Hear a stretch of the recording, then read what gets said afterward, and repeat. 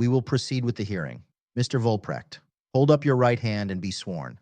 Do you solemnly swear that the testimony you shall give is true to the best of your knowledge and belief, in accordance with the information that you have? So help you God? I do. Will you give us your name? My name is Horst Vollprecht. What do you mean to do here? What is the object of your testimony? But that what I have experienced in Schwabisch Hall and in Zuffenhausen. For the purposes of this investigation, unless the Zuffenhausen material is of main importance, I would prefer you confine yourself to Schwabisch Hall and the matters at the trial. It is one thing which very shortly described with a few sentences which would be important. Very well. We will hear that short statement about Zuffenhausen, and in the meantime, were you in the 1st SS Panzer Regiment? Yes. I was member of the Panzer Regiment and of the 2nd Panzer Company as Panzer driver. How old were you at the time? I was 20. How old were you when you went in the SS? I was 19. Did you serve on the Eastern Front? Yes. So that at the time of the Ardennes offensive, you had had considerable combat? 1943 to 44, I had participated in the Russian campaign and the campaign in Normandy, and the 3rd campaign was the Eifel Offensive, which means Malmedy. Suppose you tell us in your own way about what you want to say now. It is good. As a wounded man, I got into PW in 1945, came from Austria to Germany to Badenhausen. There, members of the 1st SS Panzer Division were selected. Among these was I. From there, with approximately other 30 comrades, I was brought to Zuffenhausen. At my arrival there, all my private belongings were taken from me. Was there approximately 3 weeks without interrogation. Was then taken to interrogation. I was interrogated by 2 Americans. Their rank I have not noticed. May I interrupt? Were the other members of your organization being interrogated at Zuffenhausen? All those who may have been interrogated before me had, after that, been taken away from this camp so that I could not talk to them. Were you in the same camp that Reiser was? Yes. Did you know Reiser? Before. At that time, I did not. When did you come to know Reiser? Actually, personally, after his dismissal. I see. Go ahead. In Zuffenhausen, I should give statements about the matter at Crossroads in Malmedy affair. I was to say who of the comrades who have shot Americans, as I was away from there for hours at that time, I could not make any statements. The 2 interrogating Americans did not want to believe that. One American pulled his pistol, showed me the filled cartridges and held it in front of me. He asked me the same questions again and told me he will count to 3. If I do not give a satisfactory answer, he will shoot. I could not, in spite of that, make any statement. He held the pistol for 5 minutes and then I was taken out. What do you mean? I was told I should get out of here and should not expect any improvement of my position for the next coming month. After my interrogation, I was taken to Kronvestheim, into an internment camp. Stayed there until the beginning of 1946, without interrogation or other... Until 1946? Yes. From there, approximately 6th of February 1946, I was taken with approximately 25 other comrades to Schwabisch Hall. There we were all put into one mass cell. On the 15th of March, I was for the first time taken for interrogation. A black hood was put over my head. May I ask a question there? You say there were about 20 in one room or cell? Yes, in one cell, and I was the first one who was taken for interrogation. How long were you in that cell before you were taken for interrogation? From the 6th of February until the 15th of March, I have been in this common cell. I thought you said you were taken to Schwabisch Hall on the 15th of March. Maybe I am confused on this thing. On the 6th of February, I was taken to Schwabisch Hall. And until the 15th of March, you were in a common cell with about 20 other prisoners. Until the 15th of March, I was with approximately 25 in that cell. During this time, how were you fed? We received food. It was not extremely much, but for me it was sufficient. Did they feed you 3 meals a day or 2? No, we received 3. Did they give you each morning water with which to wash? In our cells there was a place where we could wash, so we did not need any water from outside. Could they also drink that water? That water could be drunk. Did they give you clean underwear and things of that kind about once a week? No, every 2 weeks. Very well. Go ahead. The American who took me out of the cell took me by my arm and told me to run through the hall by taking quick steps, although I had a wound on my right leg which was not cured as yet. And a hood on your head? Yes, with a black hood on my head. Go ahead. The soldier had pushed me forward, and when we got to the stairs, I stumbled and fell down the stairs. Go ahead. I was then led up and down the various stairs and brought into a cell. After I was led into the cell, the black hood was taken from me, and I saw myself faced with an American whom I recognized later during the trial as Mr. Elowitz. Mr. Elowitz introduced himself as Chief Prosecuting Attorney. Mr. Elowitz wanted me to stick to the truth and told me that many comrades had already given statements as that they are here. He told me names like Christ, Hoffman, Mikolaszek, and a few others. Mr. Elowitz told me that I am about the last who has not submitted his confession as yet. He led me to the window, opened it, and said to me if I make a confession, I would be free in about 4 weeks. If I would not do that, he said, I could experience very unpleasant things. He told me then about all the violations which I should allegedly have committed, and also those of my comrades. These were all new things to me. I was much surprised, but could not confirm what was desired. Mr. Elowitz has spoken to me very fatherly and told me that I should make a confession because this would be a way of getting off easiest. I could not tell him anything, and then he said that his method of interrogation is probably not the proper one with me, that he intends to have his interpreter continue interrogating me. Who was his interpreter? I did not know him at that time yet.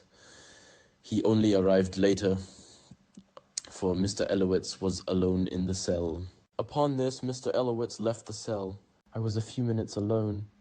Then later on somebody else entered, whom I later on occasion recognized as Mr. Kirschbaum. Mr. Kirschbaum entered, looked at me sharply, told me I am a liar, and that crime was written on my forehead. He approached me slowly and then beat me in my face, left and right with his fist. Mr. Kirschbaum told me that it would be useless if I would try to avoid making a statement. He told me that he has softened quite other fellows than I. Shortly before me, he claims one has been carried out on a stretcher, and that same thing would happen to me if I would not make a confession. He wanted to give me a small example and show me that he could soften me up too. He ordered me that I should say that I am a gypsy. I have not done that. Thereupon Mr. Kirschbaum beat me with his fist in my face, stomach, and sex organs. It lasted approximately 5 minutes, and then he asked me the same questions again. Again I could not carry out his orders. After this he strangled me and pushed my head against the wall. He spat at me and told me that I am a German pig. Upon this Mr. Elowitz returned to the cell. He talked to me nicely again and told me that I should confess what I have done and what my comrades had done, and he told me that if I would not make a confession, he would leave again, and I would be alone with Mr. Kirschbaum again, and I would know what that means. I could again not say anything because it did not correspond with the fact. Upon this, Mr. Elowitz has left the room again. Upon this, Mr. Kirschbaum told me, as we were alone again, that I was in his hands, that he could do with me everything he wanted to. I should confirm the matters with which he has presented me. He wanted only to get after the officers. The ordinary men and non-coms he was not interested in. If I would confess, I would see liberty. If not, I would be hanged with Piper and Dietrich. He told me then, and stressed, that if I had not done anything myself, I should make statements which charged my comrades. I would improve my position upon this. I would get something to eat, could write to my parents, and so forth. I turned the offer down because it would not have been according to the facts. Upon this, Mr. Kirschbaum beat me again and pushed me with his knee against my thigh, and I twitched because it hit at the vicinity of the open wound. He said, You pig. Now, finally, I have the place where I can soften you up. He mishandled me for about 10 minutes in this manner and asked me always the questions for which I should make a confession. Mr. Elowitz entered into the cell again. The two gentlemen talked for a short while together. Mr. Kirschbaum told me that I shall be brought into the death cell. The black hood was put over my head. As far as I can remember, I was led for just a short stretch across the hall. The door was opened and I was kicked in my back. While I was falling forward toward the front, the hood was taken off my head. I was then in a cell with gates, and at the inside of the cell, in front of the door, there was another gate, so that I could not reach the door. May I interrupt there? I would like to get a little description of that cell. Tell me, was there a window in it? Yes, there was a window, but to the right and up high, and fairly small, and then there was wiring and a gate in front of the windows where I could not approach it. Was there a cot in the cell? No, there was only a wooden bench, which was 10 to 15 centimeters above the floor. Was there a toilet in the room? Yes, there was a water toilet therein. How long were you in this cell? All the other 7 days. Did they feed you while you were in there? Very little. Did they give you water to drink? Yes, some, But some? but it was too little. Did the guard bring in the food? No, it was a German who pushed it through a small hole in the lower part of the door. Which side of the door? Left. All right. There were no mattresses, but just two thin old blankets. The window was partly opened. The heat was turned off. After I was a few hours in the cell, Mr. Kirschbaum entered. He asked me whether I have a sweater or warm underwear, but I only had long johns, shirt, and a fatigue suit. Mr. Kirschbaum convinces himself that I have no warm clothing like sweater or so. He told me that I will remain therein until I have signed my confession. It was in winter and pretty cold, and I was chilled. Was it pretty warm in the prison? No, it was a stone floor. Wasn't there a central heating system in that part of the prison? There was central heating in this building, but it was not turned on. Okay, proceed. I drew the attention to Mr. Kirschbaum to the fact that I have an injury of the lung, and that I could not stand this cold for very long. Mr. Kirschbaum laughed and told me that in this way I would soften up much quicker than otherwise. After 2 days, I was called for interrogation again, was faced with two comrades of my company. These two comrades entered without head covers, without hoods. These two had decent clothes. They were Ritzer and Scheipersky. Scheipersky smoked, and Ritzer was eating chocolate. I had for weeks not seen anything of both. Did they give you any tobacco while you were in prison? After I got out of this cell, and have again been in a community cell, I have received it twice or 3 times. That was after this time. Go ahead. Mr. Kirschbaum told the two they should tell me what was the matter with them. Ritzer told me that he had shot, at the railroad station of Stumon, 6 American soldiers. Schepersky said the same thing, that he had shot some American PWs. Mr. Kirschbaum asked Ritzer then how he was feeling now after he has made his confession.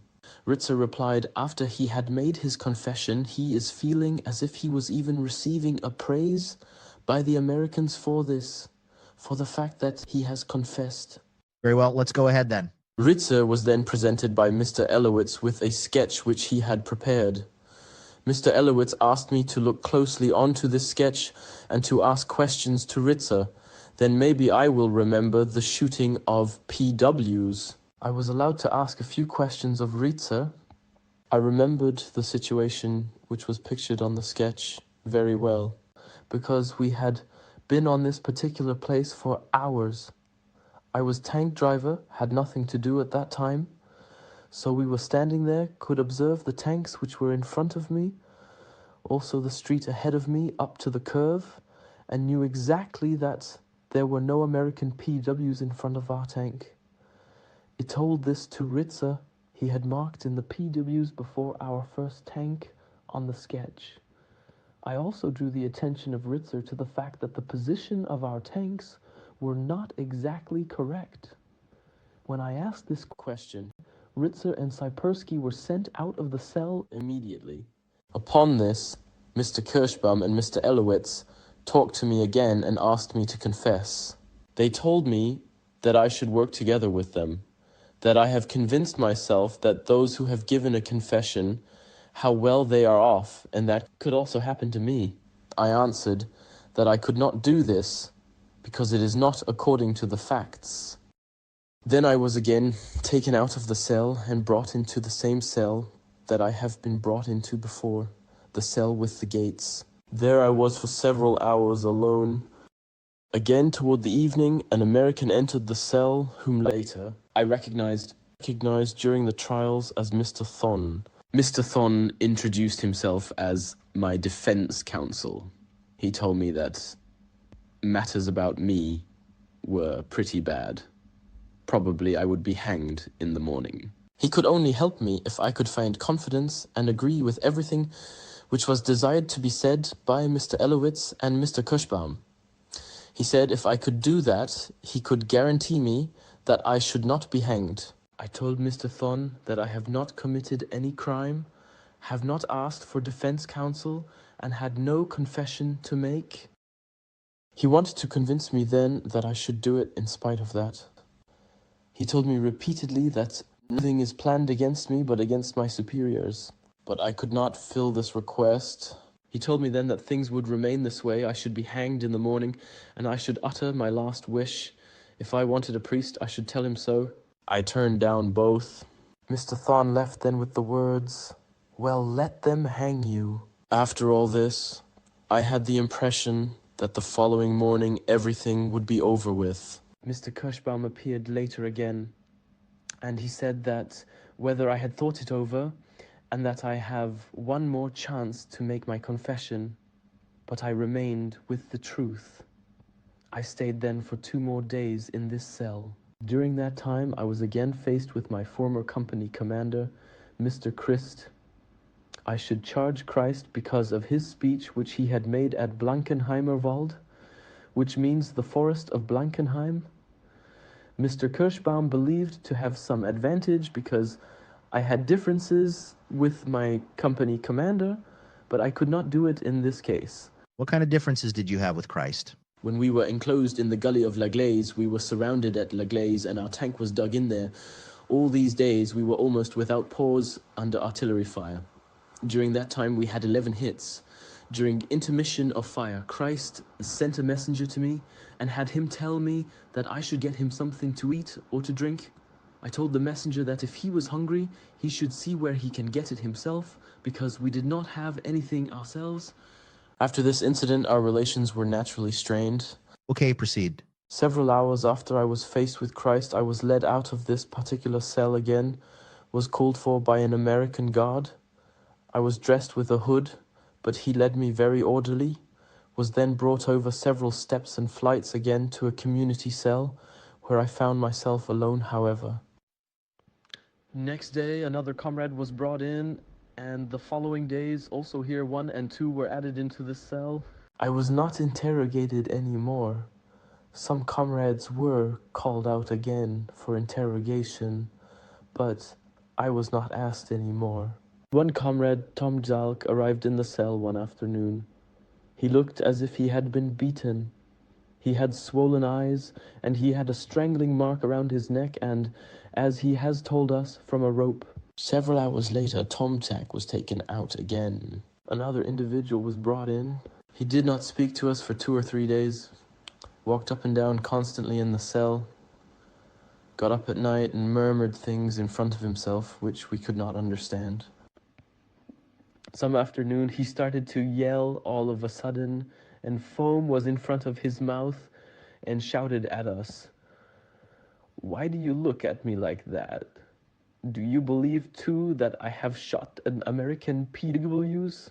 He said, "I am fed up. I don't want to be tortured anymore. Beat me to death." He ran over to a chair and wanted to take one of the wooden legs off the chair so that one of us would beat him with it. What was his name? Phillips. And this was when, about the end of March? It can already be that it was the beginning of April. How many witnesses were there in the room at the time? Approximately 8 to 10. Did they all live in that same cell? Yes, we were all together there. You are sure now that there was as many as 8 to 10 there? Yes, And they lived in that cell with you? Was one of these people this fellow Tomsack that had the strangle marks? yes. He was, however, only a few hours with us. He was taken out again. He doesn't say that in his affidavit. After talking about this rope business, it is pretty hard to tell just what day of the month that he says they had a rope around his neck, but he does say that. Whereupon, this procedure was discontinued with the remark by Mr. Thon or Mr. Pearl that some major feels sorry for you. You have been granted another 24 hours. Then I was led to a larger cell, where I was together with 5 other comrades, and that is the end of it. And I assume that is where he stayed until they went to Dachau. However, you are testifying. I just wanted to tell you what Tomsack said there. Go ahead. I remain with what I have said. I have no quarrel with you. I wanted to tell you what the other one, Tomsack, said. After Phillips ran to the chair and wanted to do what was previously described, 4 of us held him. We had banged against the door of the cell. 2 Polish guards arrived. They saw Phillips, left immediately, and closed the door again. About 10 minutes later, 3 Americans arrived who took Phillips away from us, who we were still holding. Since that time, I do know nothing about Phillips. Middle of April, I was taken with other comrades in a close transport to Dachau. We were housed in a separate camp with approximately 200 men. After 3 days, about 40 to 50 comrades were singly taken for interrogation. 1 day later, after these 40 to 50 men had been interrogated, they were taken into another barracks. Everything there, in our barracks, was surrounded by barbed wire, so we could not get in touch with them anymore. But later at the time of the proceedings, we got together with them. Here and then, during that time at which we had nothing to smoke or write, these comrades had better care. They had smokes, and they could write. I thought you told me that after you were put back in the community cell, thereafter you had a chance to get tobacco. There in the last week, we have tobacco regularly.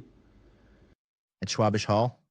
In Schwabisch Hall, the last 2 or 3 weeks. At Dachau, did you get tobacco? Not in the first weeks. Go ahead. But during that time, the others from us separated comrades had already received smokes. These cigarettes were brought to them, being sent to them through Mr. Pearl and Kirschbaum. Later, several times Mr. Kirschbaum and Mr. Pearl visited us in our barracks. It was already at that time when witnesses were heard at the proceedings. Mr. Kirschbaum talked to me again at that occasion and tried to find out what I shall say the next few days, for which I was ordered the proper things I would say. At first, at this conversation, I told Mr. Kirschbaum pretty much in detail everything what I was going to say. Mr. Kirschbaum laughed and said I should not imagine that I would be able to help my comrades. My statement would not be believed anyway, for others had given confessions and the trial and case was as good as closed. Let me ask something. You said you had been ordered to appear before the court the next day. That was as a witness for the defense, wasn't it? Yes, as witness for the defense. Well now, which defense lawyers talked to you? Dr. Hertkorn, he defended Christ. When did you talk to him? During the first days of the proceedings of the trial. Now, did he talk to you at some length about these matters that we are now discussing? Yes. With another comrade, I was once 2 hours with him. Now, Dr. Hertkorn knew about these matters of the beatings and the other things. Yes. Dr. Hertkorn knew it. We discussed it very shortly.